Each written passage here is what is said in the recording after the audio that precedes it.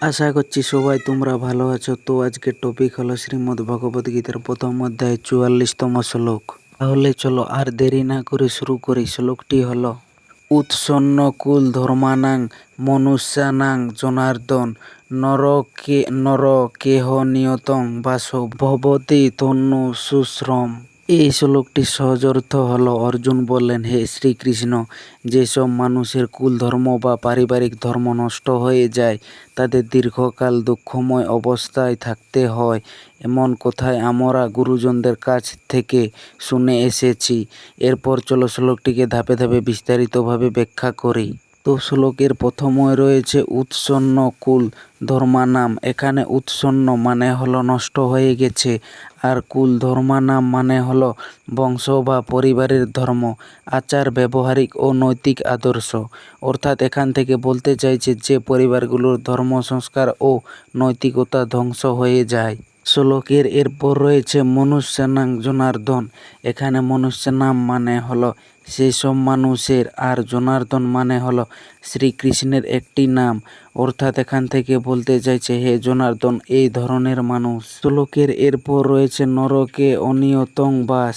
এখানে নরকে মানে হলো নরক বা চরম দুঃখময় অবস্থা, আর অনিয়তং মানে হলো দীর্ঘকাল বা অনির্দিষ্ট সময় পর্যন্ত, আর বাস মানে হলো অবস্থান বা বাসস্থানযোগ্য।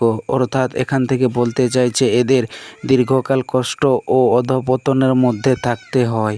শ্লোকের সবশেষে রয়েছে ভবতি ইতি অনু শুশ্রুম।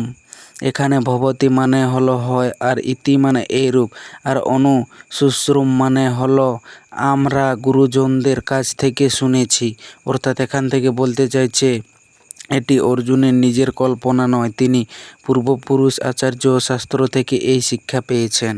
এই পুরো শ্লোকের মূল ভাবটি হলো, অর্জুন বলেছেন আমরা শুনে এসেছি যে যেসব পরিবারের ধর্ম ও নৈতিকতা নষ্ট হয়ে যায় তাদের ভয়ঙ্কর পরিণতি হয়, তাই এই যুদ্ধের মাধ্যমে আমরা এমন পাপের কারণ হতে চাই না। এই শ্লোকের তিনটে গুরুত্বপূর্ণ দিকগুলি হলো, প্রথমটি হলো উৎসন্ন কুল ধর্মানাম। এখানে উৎসন্ন মানে হলো সম্পূর্ণ বিশিষ্ট বা উপড়ে যাওয়া। অর্জুন বলেছেন যেসব মানুষের কুল ধর্ম সম্পূর্ণভাবে ধ্বংস হয়ে যায় তার পরিণাম ভয়াবহ। এই কথায় অর্জুন একটি গুরুত্বপূর্ণ সত্য তুলে ধরেছেন। কুলধর্ম শুধু বাইরের আচার নয়, এটা মানুষের অন্তরের নৈতিক ভিত্তি।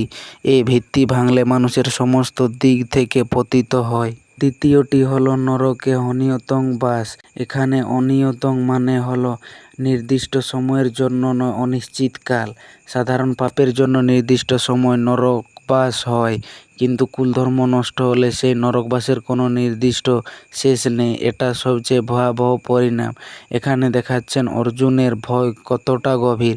তিনি শুধু এই জন্মের নয়, পরলোকের কথাও ভাবছেন।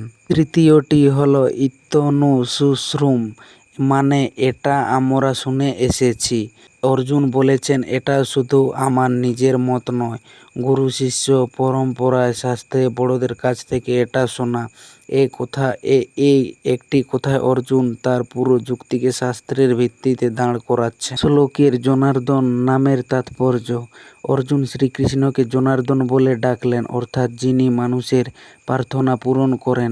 এই নামের একটি নীরব আবেদন আছে, সেটি হলো তুমি সকল মানুষের কল্যাণকর্তা। তাহলে এই কুলধর্মনাশী যুদ্ধে কি তোমার ইচ্ছা হতে পারে?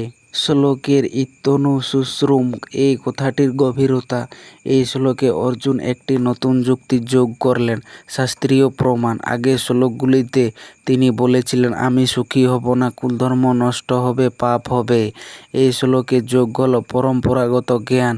শাস্ত্রে এটি বলা আছে, কিন্তু এখানেও একটি সূক্ষ্ম ভুল আছে। শাস্ত্রের কথা সত্য, কিন্তু শাস্ত্র আবার বলে যে ধর্মযুদ্ধ করা ক্ষত্রিয়ের কর্তব্য। অর্জুন শাস্ত্রের একটি দিক দেখাচ্ছেন, কিন্তু অন্য দিকটি দেখাচ্ছেন না। তো বন্ধুরা, এই ছিল শ্রীমদ্ ভগবত গীতার প্রথম অধ্যায়ের 44তম শ্লোক। যদি শ্লোকটি ভালো লেগে থাকে তাহলে লাইক, কমেন্ট, শেয়ার, সাবস্ক্রাইব করে দিও। আর ধন্যবাদ সবাইকে ভিডিওটি শেষ পর্যন্ত দেখার জন্য।